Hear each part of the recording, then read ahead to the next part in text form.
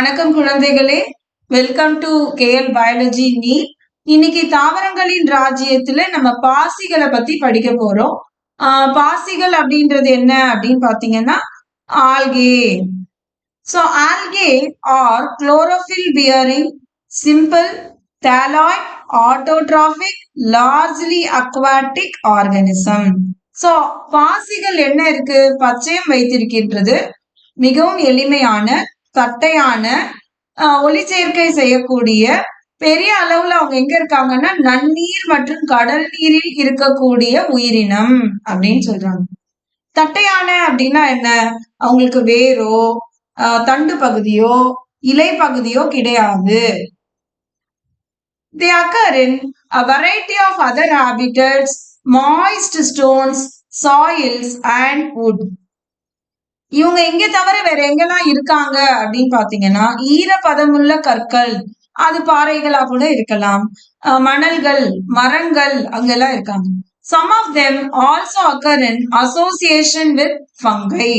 So சிலவங்க எங்க இருந்து வராங்க அப்படின்னு பாத்தீங்கன்னா பூஞ்சைகளோடயும் இருக்காங்க. பூஞ்சைகளோட இருக்கவங்களை வந்து லைக்கன்ஸ் அப்படின்னு சொல்றோம். அண்ட் விலங்குகள்லயும் இருக்காங்க. விலங்குகள்ல வந்து எந்த விலங்கு? ஸ்லாத் பியர், அதுல வந்து அதோட முடி பகுதிகள்ல வந்து நீங்க பாத்தீங்கன்னா பாசிகள் இருக்கும். The form and size of algae is highly variable.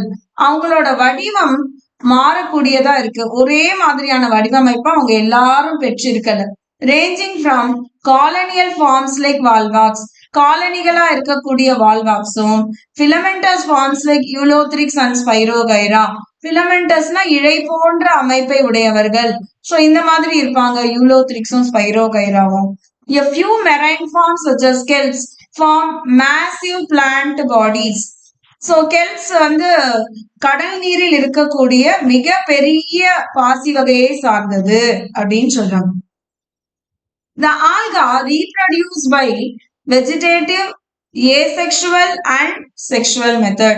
பாசிகள் எந்தெந்த வகையில இனப்பெருக்கம் செய்து அப்படின்னு பாத்தீங்கன்னா உடல் இனப்பெருக்கம், பாலிலா இனப்பெருக்கம், பாலின இனப்பெருக்கம், எல்லா முறைகள்லயும் அது இனப்பெருக்கம் செய்கிறது. சோ வெஜிடேட்டிவ் ரீப்ரொடக்ஷன் அப்படின்னா உடல் இனப்பெருக்கம், பை பிராக்மெண்டேஷன், துண்டாக்கம். இப்ப ஸ்பைரோகைரா வந்து உங்களுக்கு ஒரு ஸ்பைரோகைரா ஒரு பாதியா உடைஞ்சதுன்னா இந்த ஸ்பைரோகைராவோட பகுதி இன்னொரு ஸ்பைரோகைராவா வரும்.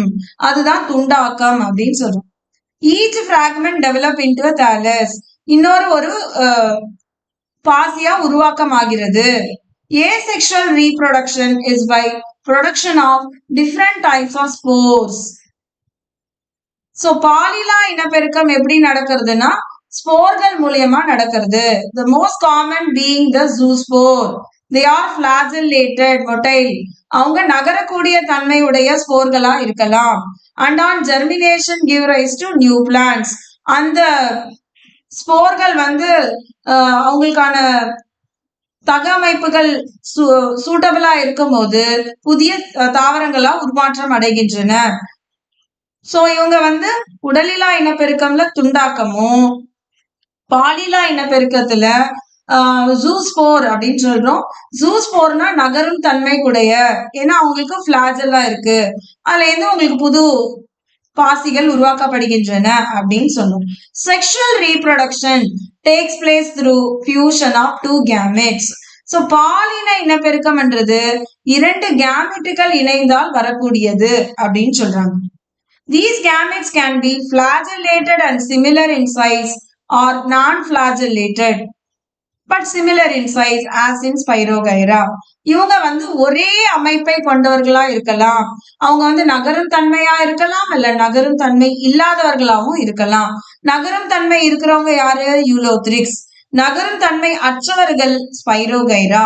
Such a reproduction is called isogamous. அந்த மாதிரியானவர்களை வந்து ஐசோகேமெட்டுகள், ஐசோகேமஸ் அப்படின்னு சொல்றோம்.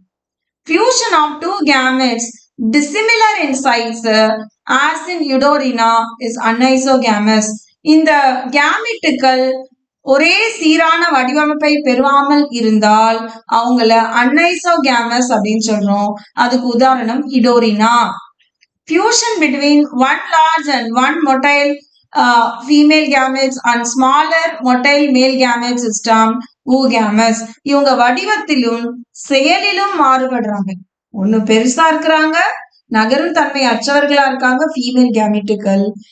சின்னதாகவும் நகரும் தன்மை உடையவர்களாகவும் மேல் கேமெட்டுகளும் இருந்தா அவங்கள ஊகேமஸ் அப்படின்னு சொல்றோம். வால்வாக்ஸ் அண்ட் ஃபியூக்கஸ் வந்து இதற்கு உதாரணமா எடுத்துக்கொள்ளப்படுகிறது. இதுல வந்து உங்களுக்கு கேள்விகள் வருவதற்கு நிறைய வாய்ப்புகள் இருக்கு குழந்தைகளே.